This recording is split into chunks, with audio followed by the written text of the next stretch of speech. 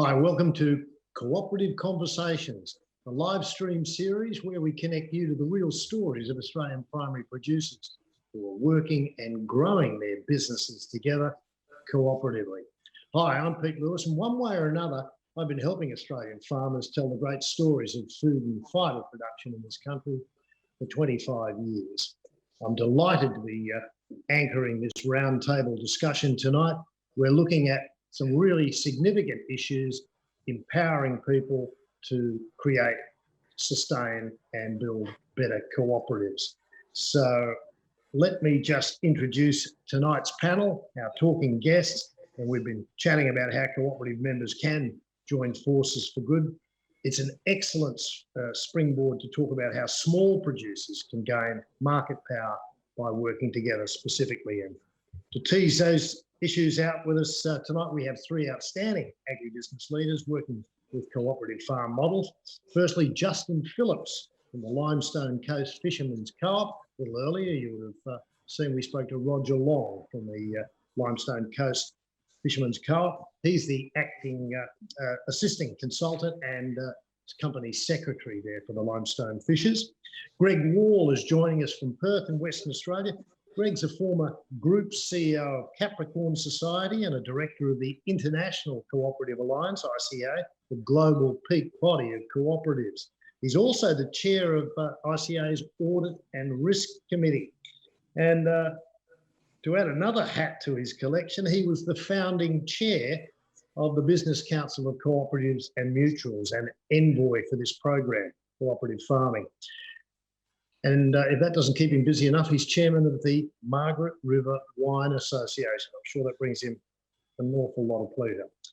Also joining us from Maclean in northern New South Wales, Danielle Adams, who's the Chief Executive Officer of the Clarence River Fishermen's Co-op, the Secretary Chairperson of New South Wales Fishermen's Cooperative Association, the Northern Rivers Cooperative Alliance Group, and a former board member of Regional Development Australia for the Northern Rivers area.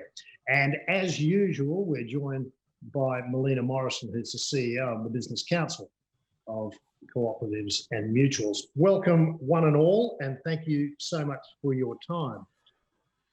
Before we get down to tin tacks, if you have a burning question as a result of tonight's topic, ask away to our online team. They're standing by via our chat box, which is located to the right-hand side of this stream. And don't forget, you can also vote for the question that tickles your fancy via the vote button. We'll try and get to as many questions as possible during the time that we have allowed.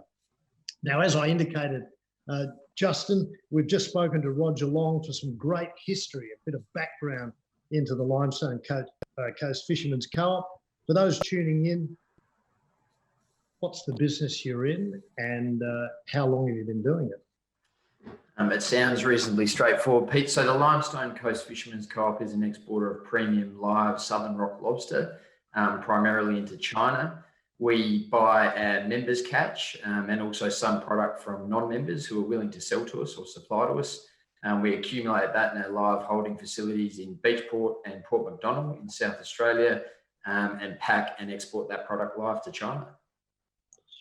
Now, in your opinion, why would smaller producers want to get together and join forces in this way? So for us, Pete, it's primarily about those smaller generational fishing families in our zone and our fishery, about securing their future in the industry. We're seeing sort of a rapid, and I guess it's increasing every year, change in the structure of that industry through rationalisation and corporatisation. So it's about, I guess, those smaller industries, those smaller families within the industry clubbing together and being able to compete at the same level as some of those bigger players. Now, I imagine that prior to getting together with your cooperative, they would have been tenaciously competing against one another, and the fact that you've been able to fuse them together so rapidly into a very successful little co-op and growing that membership is proof that there is strength in numbers. Yeah, absolutely. And I guess with the changing environment that we've experienced in this COVID pandemic period, particularly with the market impacts in China, we're seeing, I guess, a lot of interest now in our structure from across the industry and even in fisheries elsewhere as well, with, I guess, what we're being able to deliver for our members, working collaboratively and cooperatively together, and I guess having a bit more of a say in and control over their own destiny at the moment. We will talk through some of the very exciting developments and innovations which are heading your way quite rapidly, and the impact that that's going to have on local jobs, which is very exciting in that neck of the woods. Danielle, to the Northern Rivers, how did the Clarence River Fishermen's Co-op form, and what impact has it had in that neck of the woods? Yep, so incorporated in 1945. I couldn't tell you, I wasn't around then, so I couldn't tell you exactly how they established. However, being 7 hours north of Sydney and 4 hours south of Brisbane, there was a real need to bring everybody together and, get the product to market, because the actual opportunities of buyers coming to them was just negligible. We are a estuary and ocean environment, so we're quite fortunate in having a very large estuary fleet as well as an ocean fleet.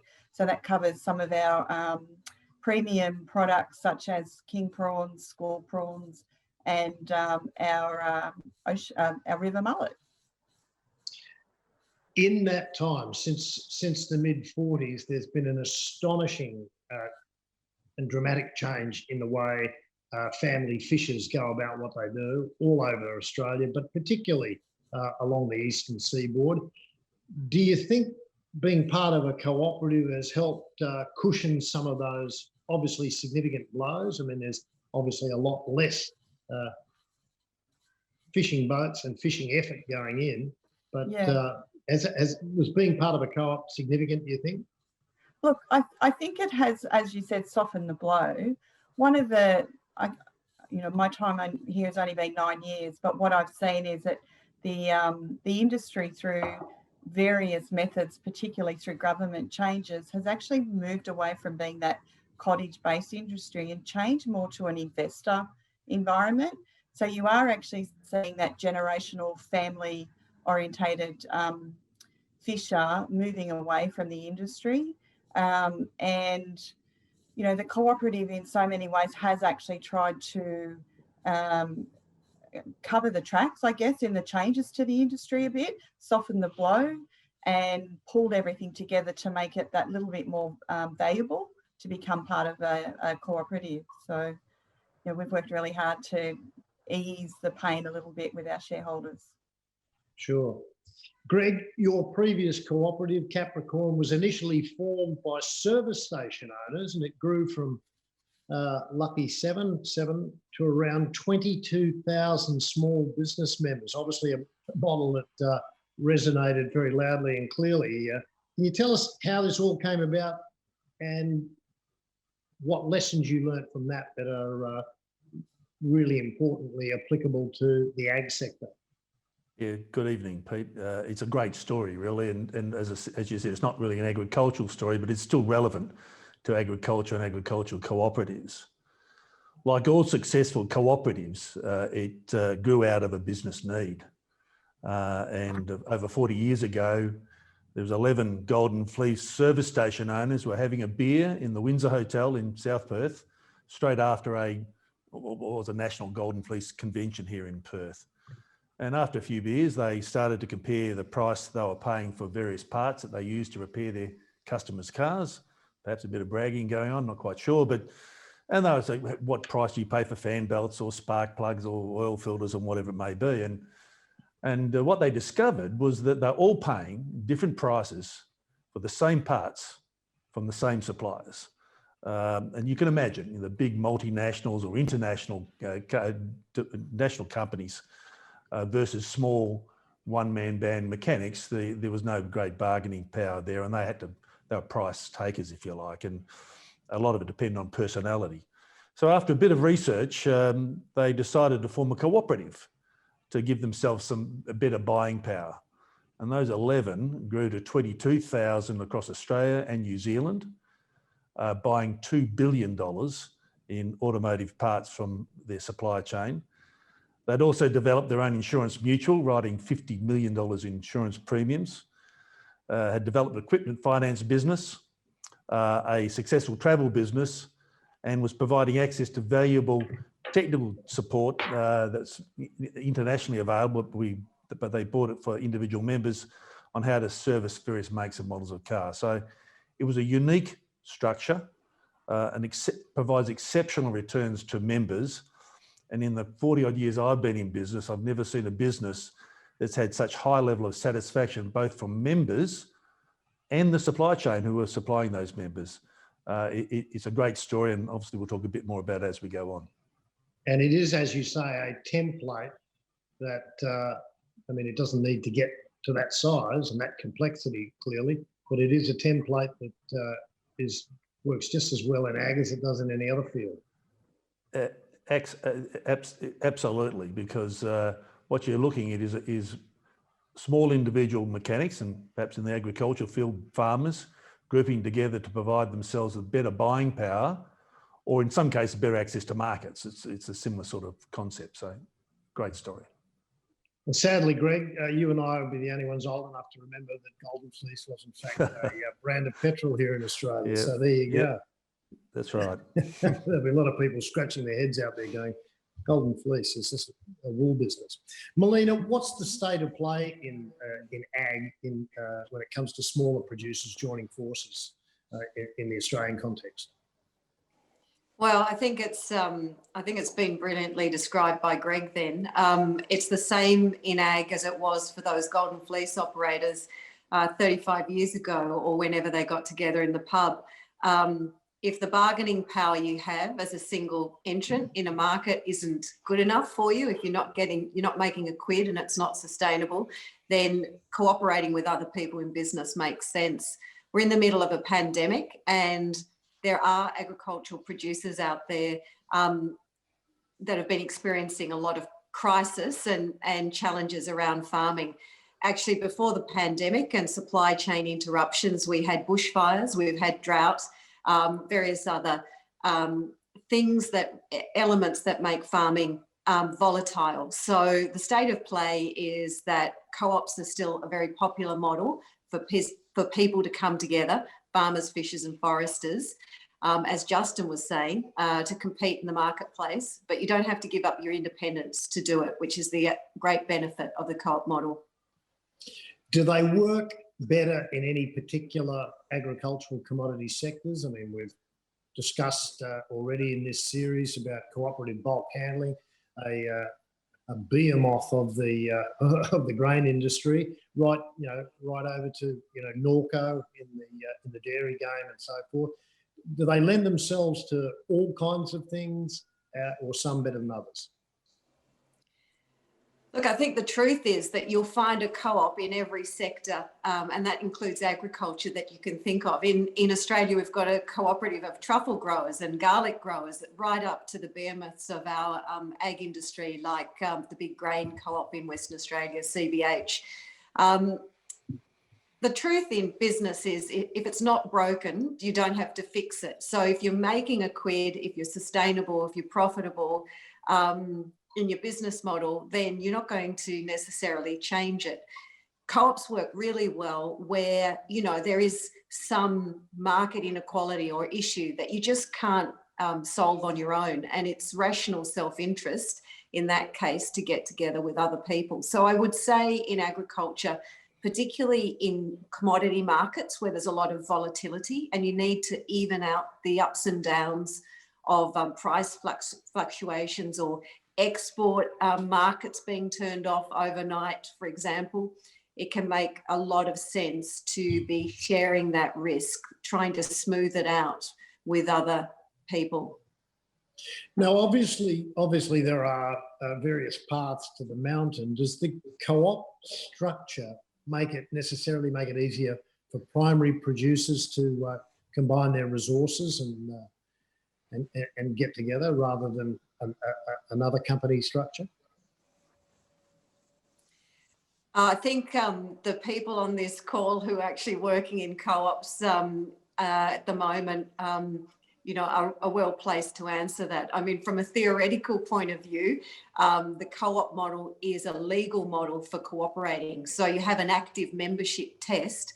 It's not just about what you're going to take out, it's what you put in. And that does make it easier to cooperate through time, because if you're not playing your part, there's reciprocity involved, then the co-op's not going to thrive and survive. So it's really about skin in the game.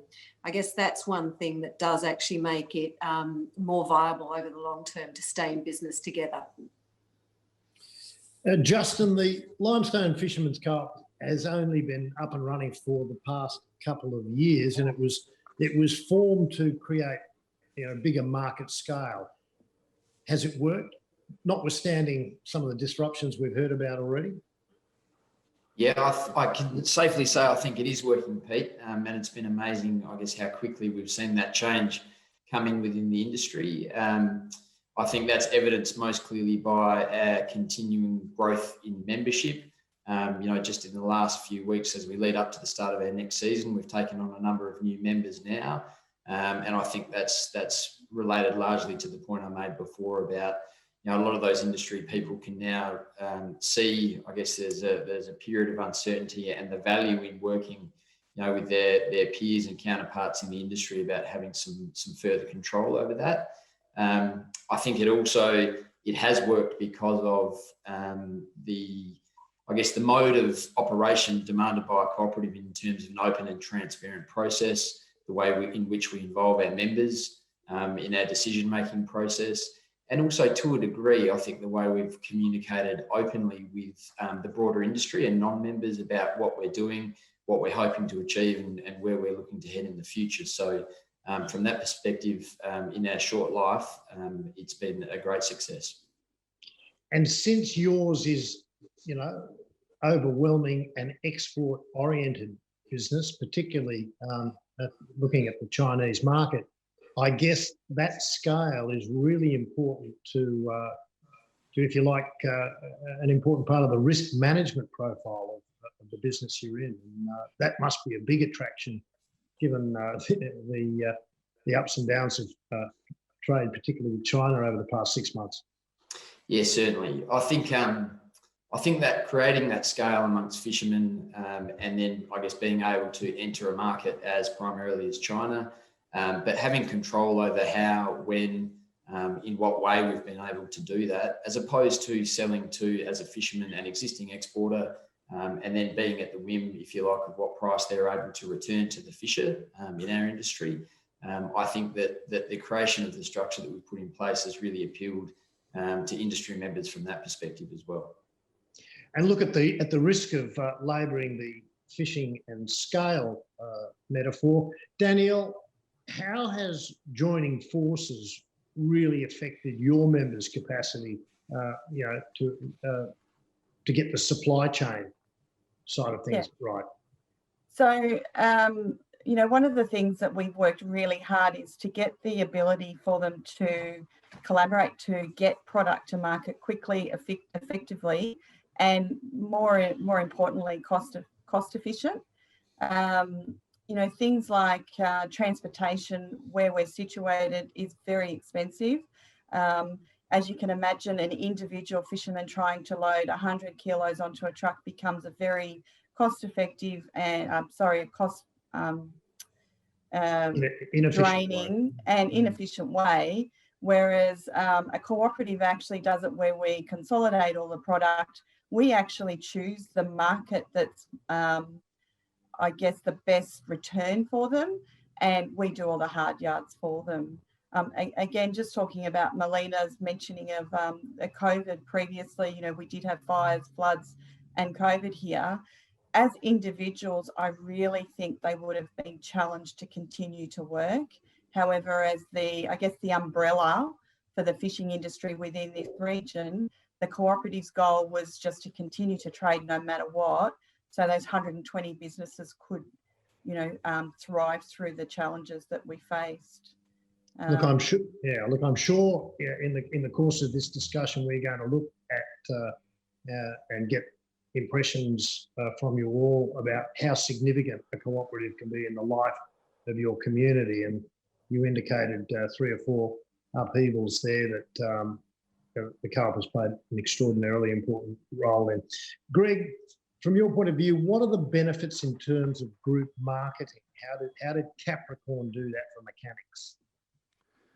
Yeah, Pete, Capricorn didn't actually market the services of our members to the general public. We set that as their role because they're independent mechanics, and this is a cooperative, not a franchise model.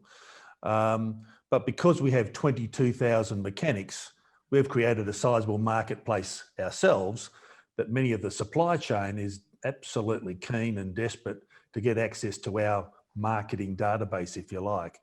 So what we've done is use that market power to negotiate an excellent deal for our members, but at the same time also creating value for the supply chain. And that also creates great value for the members in terms of dividends and whatever. And the deal we negotiate with our supply chain is that a Capricorn member would get the very best trade price available, despite the size of their business or the volume of product they purchase. And then because we guarantee the payment to the suppliers, and we pay the suppliers on time, the suppliers pay Capricorn a service fee. And that service fee is almost the sole revenue that drives value to the members and comes out of the supply chain's pocket, not the members' pocket. So it's, again, quite a unique model where the supply chain actually pays a service fee to the purchasers for the services that we, Capricorn, provide to them. So yeah, self-fulfilling prophecy. It is very strong model. Justin, one of the really interesting things that we picked up in the chat with Rodger Long was the really significant role of hooking up with the Geraldton Fisherman's Co-op. So you had two lobster fishing groups on different sides of the continent actually hooking up and having a cooperative approach, a mentor role, I guess you'd say, the Geraldton fishers provided, which is one of the great strengths that we've heard in the series so far of like-minded souls learning from one another. Absolutely, Pete. It was, I guess, to be blunt about it, I found it one of the most odd things in terms of becoming involved with the cooperative and never having, I guess, had that experience in the past about how a business who was essentially possibly in a different product category, but it was essentially a competitor in the same market originally, was then, we were finding them going out of their way to assist us. And, not just in a commercial sense, but the non-financial benefit that we've received since collaborating with the Geraldton Fisherman's Co-op has been massive for us in terms of just general advice, whether it be around administrative processes or, more operational things like our tanking systems and those types of setups, having people come down, to South Australia from WA or across, to actually run through that with us in person. It is quite an amazing thing. I think, you've got the 7 principles under which we operate, but that collaboration and cooperation is something I've not found elsewhere. And it's one thing I've described to most people I come across as quite odd, but odd in a good way, Pete, that's for sure. Well, it is. It's a generosity of spirit that, is sometimes wanting in other parts of business. Danielle, with the 120 odd members that you've got in your co-op, how do you get agreement from such a large and disparate group of, I guess, rugged individuals on things like price? So that is the $1 million question. Look, I guess it's not about getting agreement, it's about getting consistency and making sure that return is always there for them.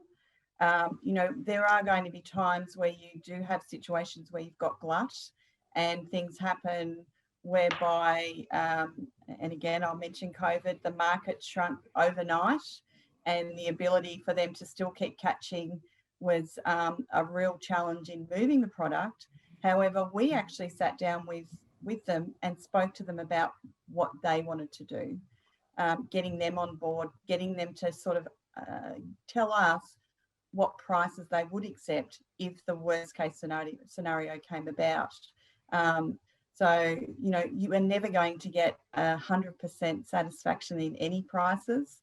However, you know, we just keep chipping away, and we're finding that the consistency for them is probably the biggest win that we've had.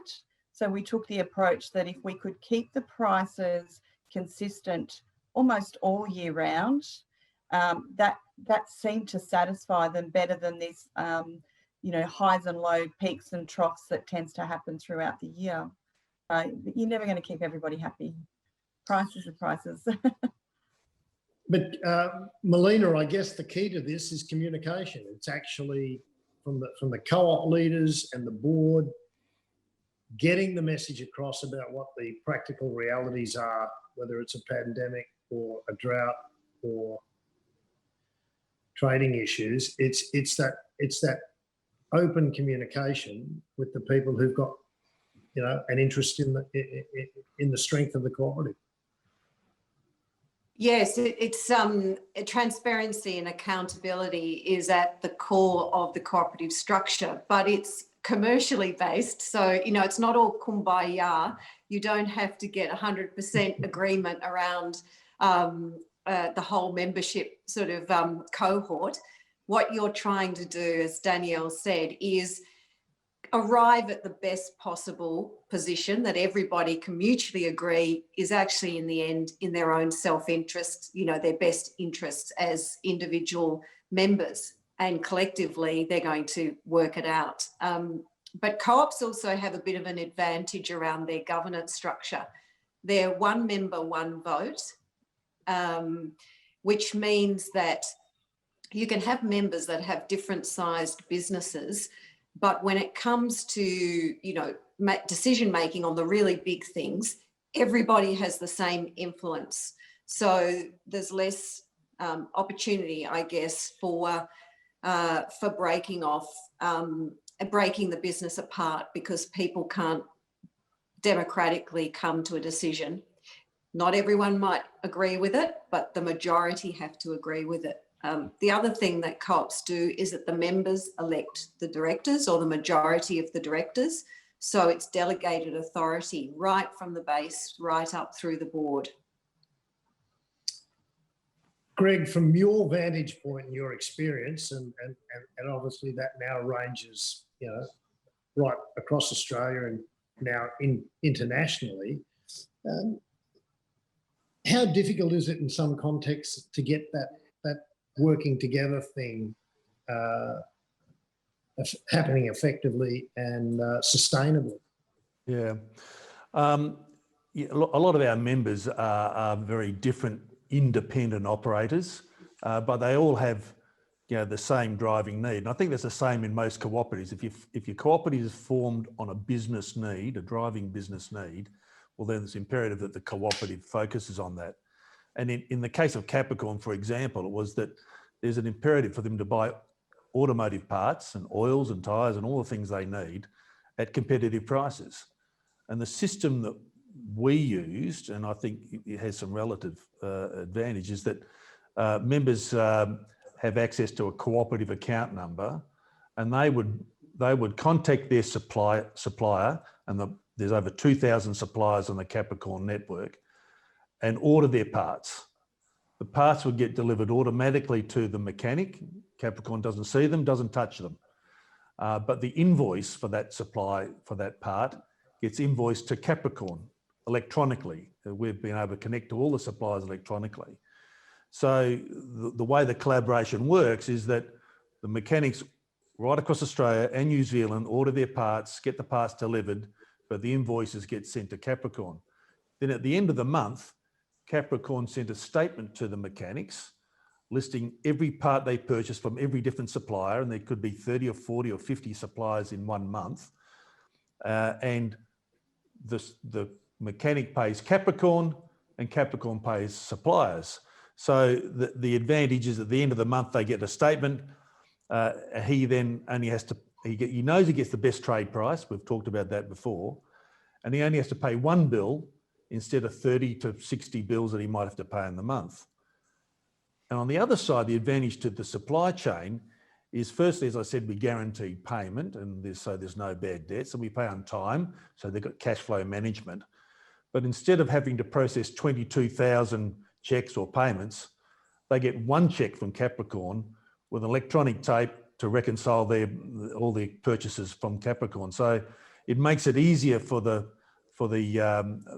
supply chain, much easier for the mechanics.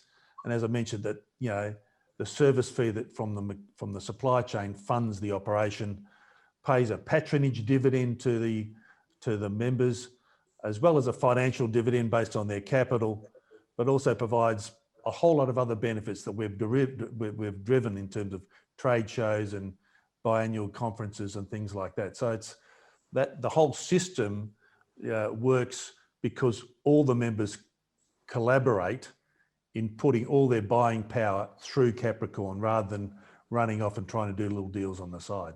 So that collaboration is the key to the strength of Capricorn.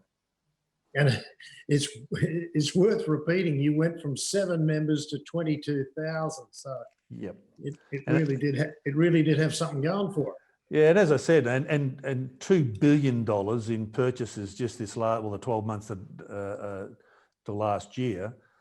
But during that period, not only just building that buying power of parts, they then realised that they were getting very expensive rates of insurance. So they decided to form their own insurance mutual. And there's a mutual now writing $50 million in premiums to insure the businesses of those mechanics. And they're getting the very, very best pricing because they own the mutual. They own the insurance company. And we do price comparisons right across the insurance industry, and no one can beat the Capricorn Mutual for insurance premiums. So the mechanics have really got it. They really understand if they collaborate together. They're all independent businesses. They operate totally autonomously from each other. There's no franchising arrangement, but collaborating together, they've been able to get the best buying power, great financial benefits, best insurance premium, and so on and so forth. Danielle, in the context of the Clarence River Fishermen's Co-op, what kind of improvements have your members seen in the way they go about their business cooperatively? I think one of the things is seeing them invest back into their own businesses. So they're investing more into equipment, investing more into, I mentioned the restructure that the government has forced onto the industry over the last number of years.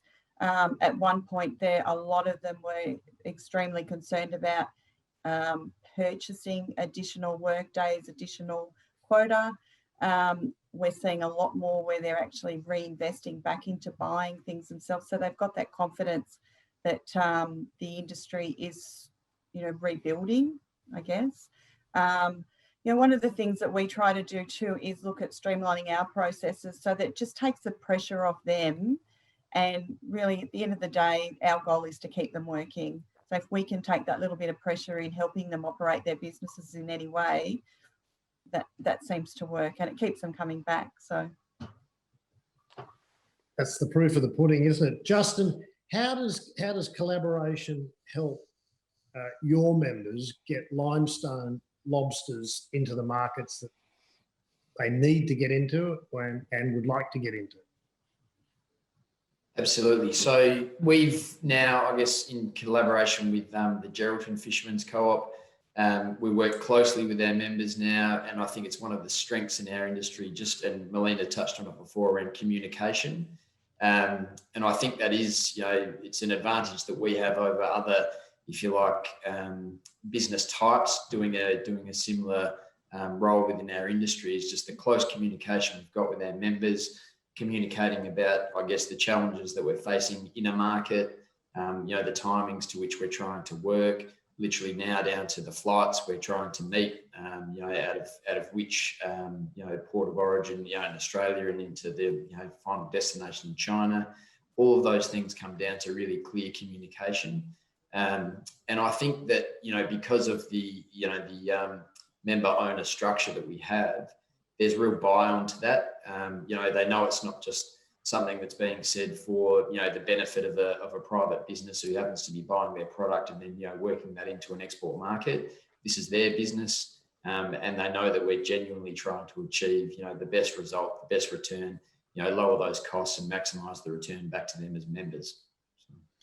And as we've seen over the past 6 months, one of the really effective things about working cooperatively is that you can go to government, whether it's state or federal, and say, we have got a particular need, in this case, transport and logistics to important markets. We, you know, and you are representing, you know, a whole swag of people in industries rather than one off. It's simply something an individual operation, no matter how significant it was, could do on its own.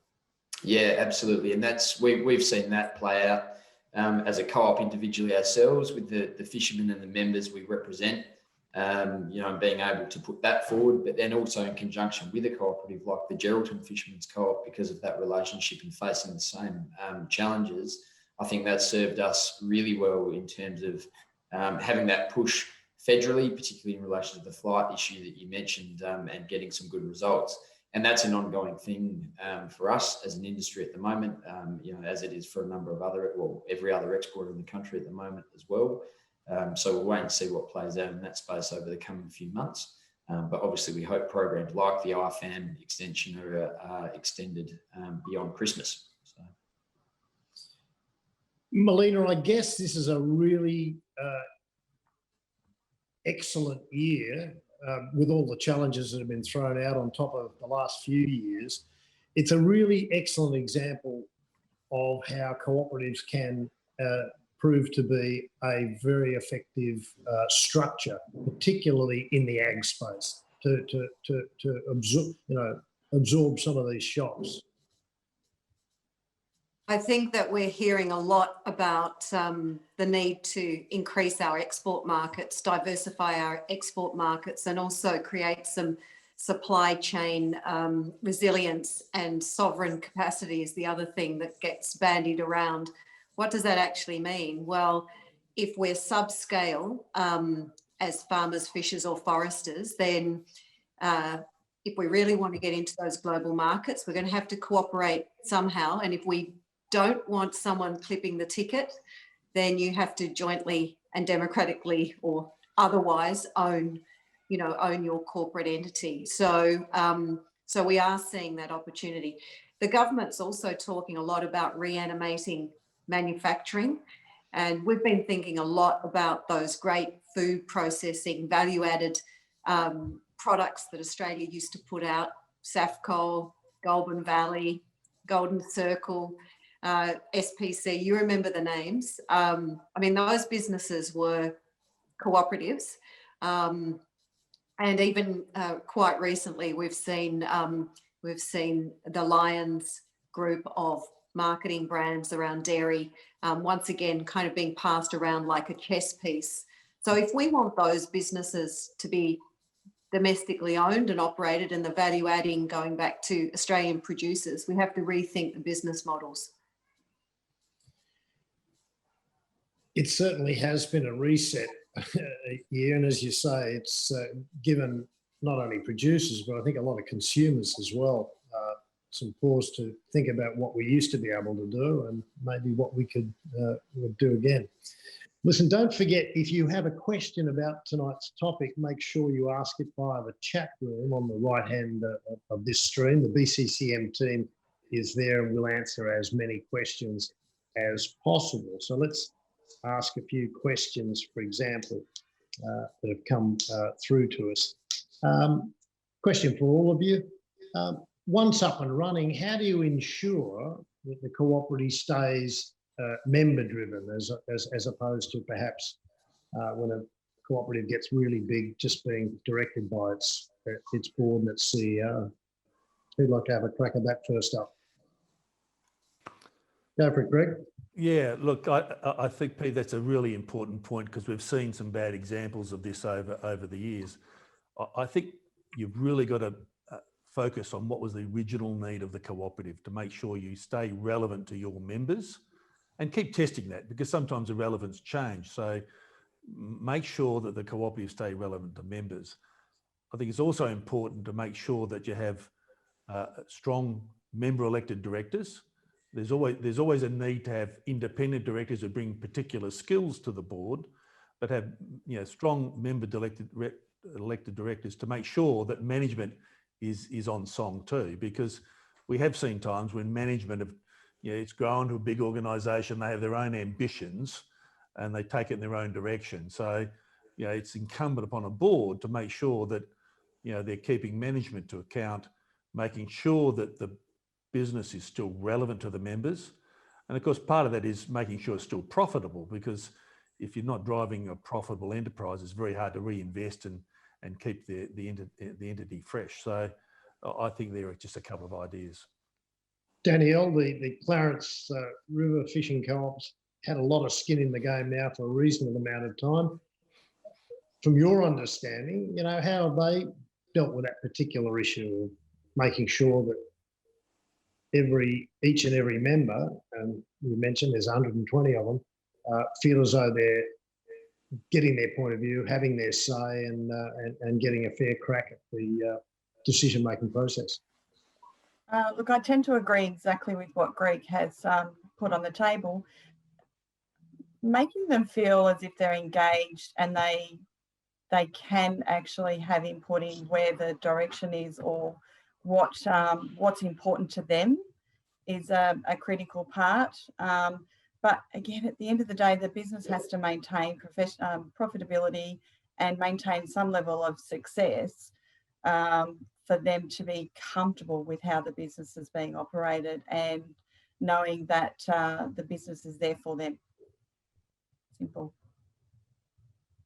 Justin, it's still a relatively fresh concept, I imagine, 2 years in. Have clearly, I guess, being the last kids on the block, you've been able to look at lots of others, including Geraldton, and to a certain extent learn from their mistakes. Yeah, Geraldton, using that as an example, Pete, the one thing it did bring to us instantly, that relationship, was for our members. And I think as a startup, this was something that could have been a problem for us, but I think we combated that through the relationship that we were able to establish with Geraldton. Was instant sort of confidence and credibility, that an organisation and the relationship we put in place brought to our own co-op, just in terms of, the processes that we had in place. And it literally boils down to, how our members understand that then they'll be paid at the end of the day for the product that they sell to our co-op, and being able to instill, the confidence and the credibility, from that point of view. And that is effectively, what Greg and Danielle have already talked about from a good management perspective. But then for us, we're an industry built largely on trust, and it goes a long way, and it should everywhere. But fishing and my experience has always been that trust counts for a lot.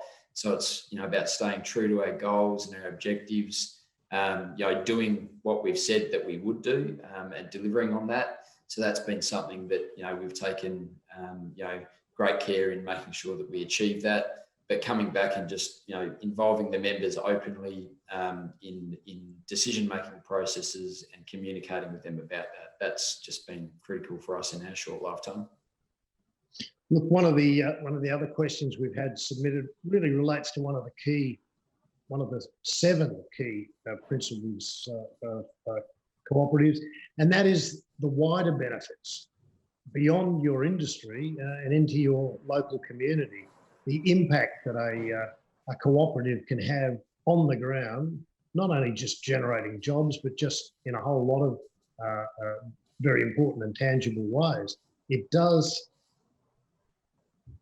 take the cooperative model sort of beyond a normal company setup, doesn't it, Greg? Yeah, look, I think so. And I think money that stays in the community is important, particularly in rural communities that rely on businesses to support some of their activities, whether it be sporting activities or social activities. So particularly for rural cooperatives to support their own community, and also to support their community of their members, And some of the ways that I've seen this happen is that they're sponsoring awards within the community.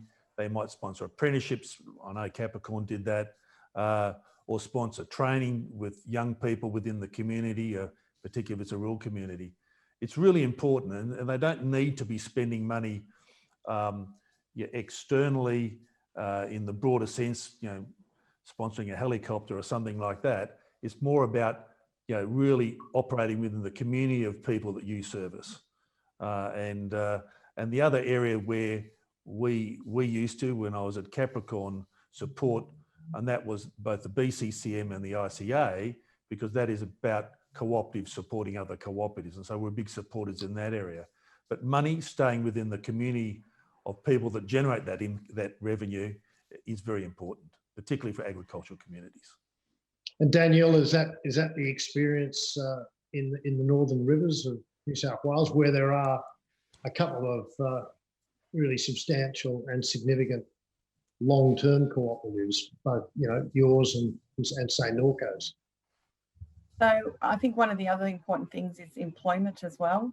You are actually creating the roles within the community. I think our business directly affects over 200 families, both from the fishermen and our employees. We also tend to work, and you mentioned Norco. I'm part of a group, the Northern Rivers Alliance group, and it's a group of cooperatives that all come together regardless of what primary producing or what background we have.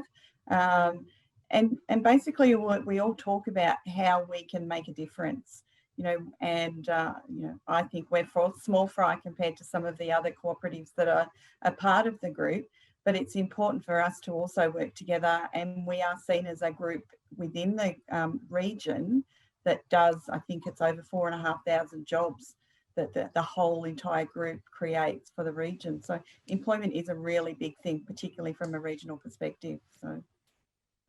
And Justin, the Limestone Coast footprint is about to get a little bigger as well. You're putting the finishing touches, the last lick of paint on an important facility in Beachport, which is going to add significant number of jobs in that town. Yeah, absolutely, Pete. We were the lucky recipients of a grant through Primary Industries and Regions here in South Australia, their Regional Growth Fund recently. It was interesting listening to Greg's comments just then about, I guess the call it an ancillary benefit of being a cooperative and the benefits that come from the co-ops, particularly in regional areas, being good corporate citizens. And our application for that grant money was largely, it was pinned on that. It was pinned on what we do deliver for the region. Across our zone, the Limestone Coast, we've got sort of 7 small coastal towns or ports and communities from which our operators and fishermen, live and work. I grew up in a lot of those types. I've, lived on the west coast of South Australia as a young boy and spent a lot of time on York Peninsula. And that's what appealed to me in terms of getting involved, with the co-op initially, was that, don't get me wrong, I love the people involved. And, you spoke with Rodger earlier, who's a fantastic example of our membership, but it's also, regardless of the people involved, it's what the structure delivers. And so, just through having that in place, working together as a cluster of small businesses, that helped us achieve success with that grant funding. And as a result, we're about to finish off the construction of a new facility in Beachport, as you've highlighted, and that will generate further benefit, for the region and all those communities across those 7 small towns and coastal ports through which we operate. And you're just getting a little bit more control over, the quality and the logistics and the handling of that very perishable commodity. Correct, and it's about maximising that return from the product. So a facility like this, it's only going to contribute more, to maximising the quality and the subsequent market return we get for that product. So this is another key link in our supply chain, and it's certainly going to contribute to adding value not just to our co-op but to the region in which we operate. Look, we're running a poll in conjunction with today's cooperative conversations. The question we're posing is, what is the biggest motivator for starting a farming cooperative? There are a number of options for you to choose from. Just click on the poll on the live chat to the right of this stream to select your answer. Greg, I imagine one of the motivations is to manage risk. How do you manage and minimise it? And is the kind of structure you've got an important part about that? Yes, Pete, cooperatives are businesses and therefore they have the same sort of risks profile as other businesses, financial risk, operational risk, market, political risk, so on and so forth. And so it's incumbent upon board and management to have risk mitigation strategies, just like any other business, and we are a business. But perhaps what's a little bit unique to cooperatives is the real need to focus on members and to focus on their needs. And I've talked about that before. Don't divert from what the original need of the cooperative was, because unless of course it changes, we've seen cooperatives that go off that and tend to lose their way. And it's making sure that is it still relevant today? The rationale for the cooperative to be formed, is it still relevant today? Or has management taken the organisation, management and board, taking the organisation in another direction? One of the big risks in cooperatives is access to capital. So unlike other businesses that perhaps listed companies go to the market or proprietary companies through their proprietors, access to capital is not as easy for cooperatives as a lot of other businesses. And it's fair to say that the BCCM, and I know the ICA have been doing a lot of work in this space, and I know Melina and her team have access to some great new capital instruments. And I think cooperatives that are looking to start should be looking at sort of what's available in terms of capital instruments. In the initial stages, the capital must come from the members and perhaps from retained earnings. But as you grow, one of the real risks is how do you grow without access to capital in the normal sense? And I recommend you contact BCCM because they know all about that. And the other risk is the balance of board members. And I've talked earlier about the need to have independent directors who bring skills to the board. There might be accounting skills or legal skills or technology skills that perhaps, in my case, the mechanics don't have. They're not chartered accountants or lawyers. But it's really important to make sure that you have the major percentage of your board is member elected directors, that you have a rotation policy for those member elected directors to keep the board fresh, but make sure that the board is in the hands of the member elected directors and it doesn't get taken off into some corporate entity. There's just a couple of risks I think cooperatives need to look out for. Danielle, in your context, how does the Clarence River Fisherman's Co-op ensure that open and transparent structure, and how important is that to maintaining, attracting members, keeping them on board and providing comfort and safety to them in the face of all the different threats and challenges that they face? I think one of the, at board level, of course, there's always this open transparency. So at the board level, they are always aware of exactly how their business is operating. However, one of the challenges that we found is when you are going down the path of complete and open transparency, you are at risk of actually losing critical protection of commercial and confidence information. And it's a real struggle to be open and transparent, but also protect the umbrella business that's representing, and in our case, 120 other businesses. We have found in the past that we were quite transparent with a lot of low-level information, including sales and product direction, and it created a challenge for us in actually our shareholders then went out and competed against us. So bringing them along, showing them comfort in how the business operates through the annual reviews, management reports, regular newsletters, any shareholders updates, having staff available for them to meet with and discuss things, but there still has to be that level of protection of commercial in confidence, because that one business is protecting or representing 120 other shareholders in our case. So, look, I guess your businesses, like most, are only limited by their imagination and money. It gets us to the important issue of capital raising for co-ops. Justin, do you get a sense that financial institutions now are more amenable and more open to discussions about lending to cooperatives and agricultural cooperatives, and in your case, a fishing cooperative? Is there a level of literacy now about what you do and what you need to do it better? Are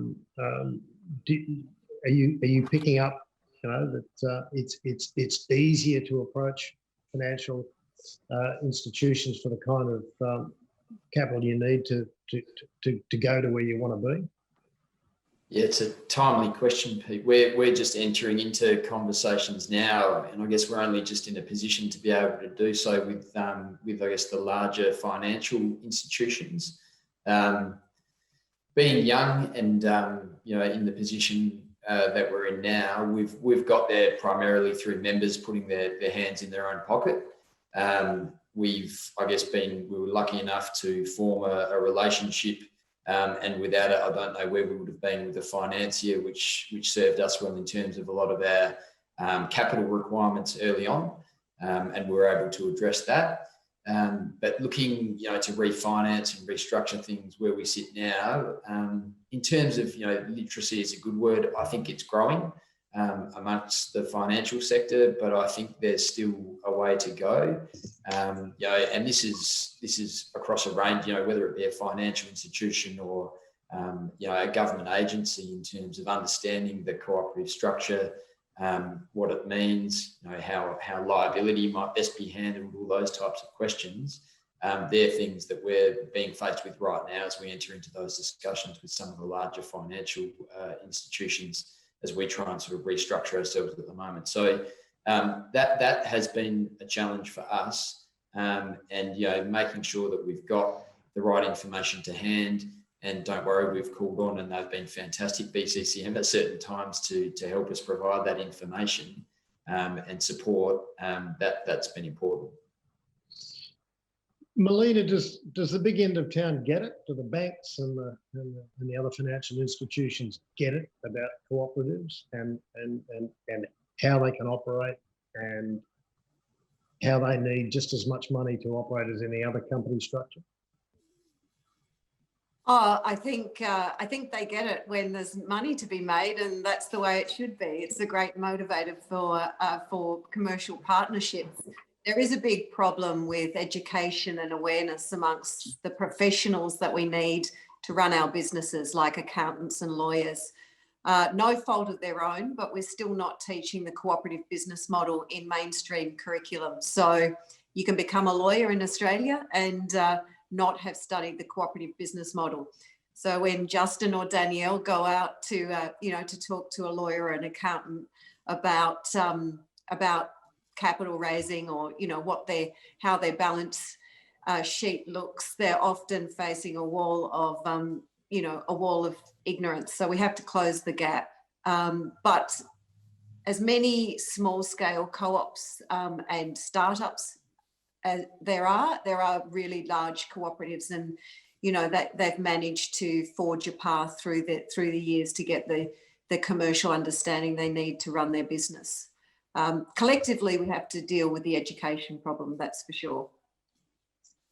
Well, as we've seen today, and indeed throughout this series, there are a lot of very determined, very persistent people when it comes to making their cooperatives work. And it's terrific that three of them were able to join us today. We've really enjoyed a roaming discussion, and it's really swept right across from WA right through South Australia and on to New South Wales. So we cannot be accused of being stuck behind any borders whatsoever in this discussion. We do appreciate each and every one of you, Danielle, Greg, and Justin for joining us here today. This live stream, Cooperative Conversations, is part of something bigger. It's part of the Cooperative Farming, a new online educational resource for farmers. And also through cooperative farming, farmers, fishers and foresters, as well as members of cooperatives, can access a whole range of educational assistance, including some bursaries to cover up to 90% of course costs for relevant cooperative education and courses. So that's would pay for the price of watching today, if nothing else. You can jump online if you want to get some more information at coopfarming.coop to learn and find out more, or email coopfarming at coopfarming@bccm.coop. A big thank you once again to our special guests and of course to Melina Morrison, who joins us on each and every program. Coming up later this month, we're going to be talking to Stephen Thandy from the Innovative Oz Group and find out how primary producers can use paddock to plate and farmer-owned advantage in their cooperatives. For details of all our episodes that have come up, that are coming up, and the ones that we've already played, head to conversations.coopfarming.coop, and remember, the entire series will be available both now and on demand into the future. It's been a great discussion today. I look forward to the next one with you. Thanks very much for joining us. See you next time.